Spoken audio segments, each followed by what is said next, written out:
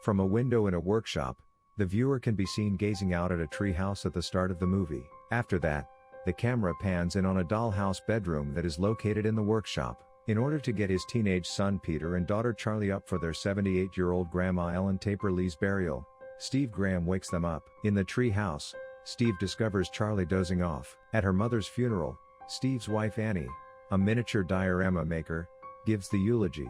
Throughout the discourse, Charlie draws a bizarre cartoon and clucks. At Charlie's bedtime that evening, Annie talks to him about Ellen. According to Charlie, her grandmother has always hoped that Charlie was a boy. Charlie worries aloud who will take care of Annie now that Ellen is dead, which confuses Annie. When Annie is in her workshop, she looks through a memory book and later has a terrifying vision of Ellen. A bird is killed as it flies through a window in Charlie's classroom at school. Charlie takes the bird outdoors and rips off its head. Across the street, a woman waves to Charlie. Annie starts looking into apparitions. Steve learns that Ellen's grave was vandalized from the cemetery, but he chooses not to tell his wife. Annie claims to be going to a movie with Steve, but she actually joins a support group for grieving people. It is nighttime when she arrives for the rendezvous. Annie is honest about her mother's mental health problems, including dementia and dissociative identity disorder. A mysterious light is visible to Charlie in her bedroom. Sylvia Archer, the owner of the gallery, speaks with Annie about the development of her recent paintings,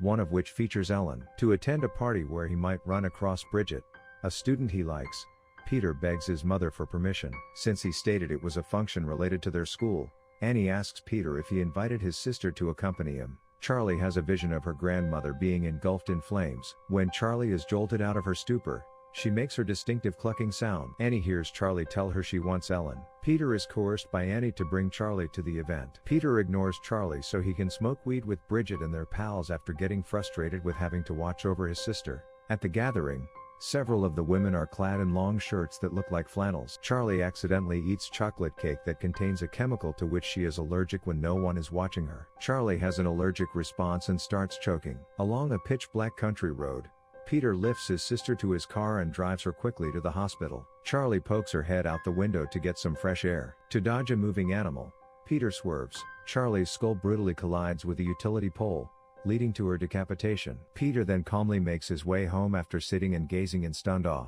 When it is daytime and Annie goes outside, she is shocked to discover her daughter's headless body in the backseat of the car. The funeral for Charlie is held by the family. Steve peruses Charlie's drawing sketches in his sketchbook. Before riding his bike home from school, Peter has a panic attack while smoking marijuana.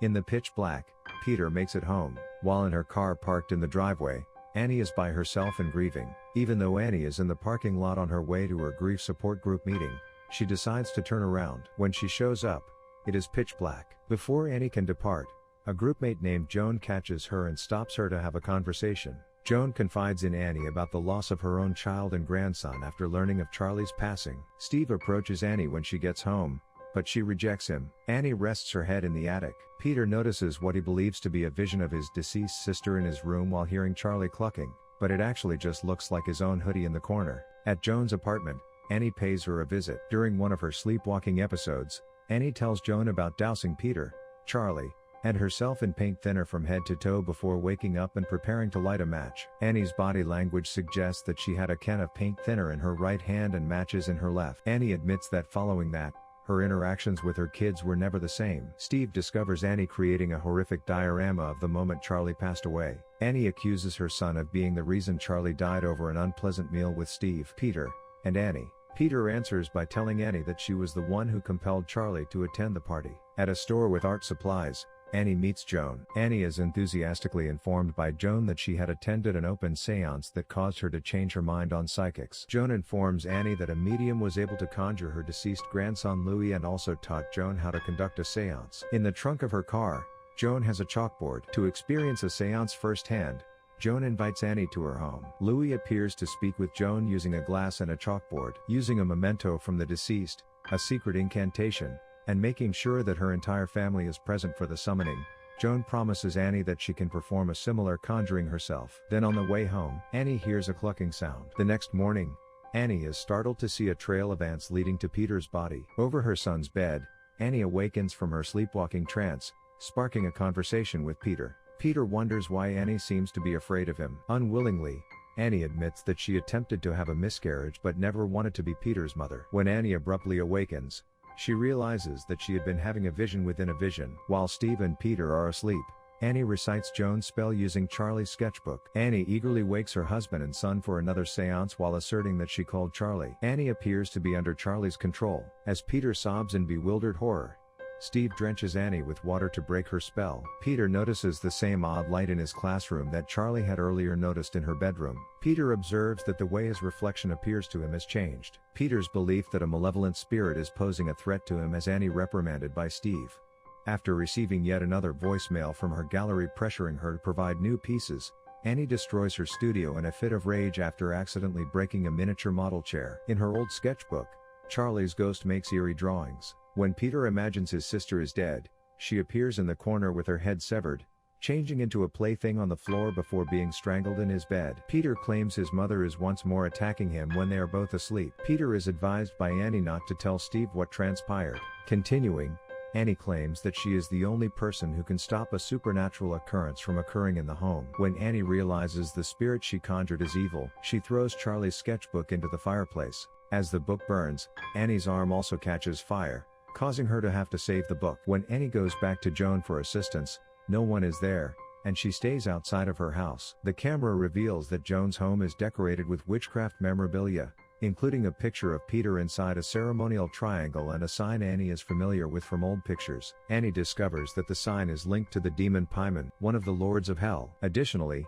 Annie discovers pictures of Joan and Ellen, proving that Joan and Annie's mother belonged to the same coven that was dedicated to obtaining wealth by transforming Paimon into a masculine body. Annie finds Ellen's headless body in the attic of her home. From behind a fence near the school, Peter can hear Joan yelling at him. Peter overhears Charlie clucking in class. When Peter abruptly bangs his head into his desk while acting possessed, he snaps out of his trance and screams in pain and terror. We can see that Peter's room in the actual house is not there as Annie stands in the pouring rain underneath the tree house holding Ellen's scrapbook. Peter is brought home by Steve. As Annie gets closer to the car, the rain has stopped and she is dry. Steve is informed by Annie that Ellen's headless corpse is in their attic. Annie also shows Steve the images of Joan and Ellen with the Paimon seal. When she tried to get in touch with Charlie, Annie claims their family was cursed. In addition, Annie tells how Steve must destroy Charlie's sketchbook in order to save Peter. Steve accuses Annie of removing Ellen's tombstone because he doesn't believe her outlandish accusations. Even though Annie believes doing so will kill her,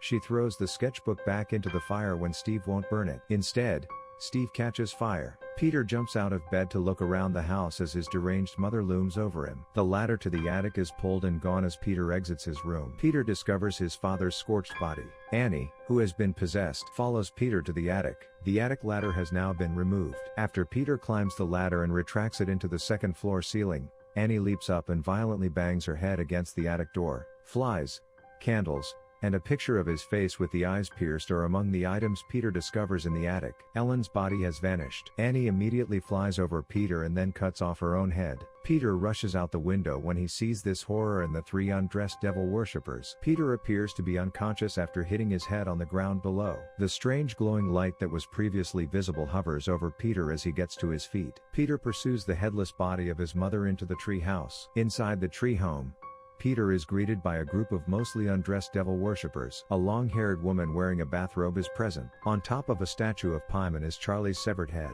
The decapitated bodies of Annie and Ellen lie bowed on the ground in front of the monument as Peter scans the area with a blank expression. As a woman crowns Peter, Joan's voice addresses him as Charlie, but the coven greets Peter as Paimon. The narrative concludes with a picture of a model tree house populated with dolls that resemble Peter, the coven, and the headless Annie and Ellen.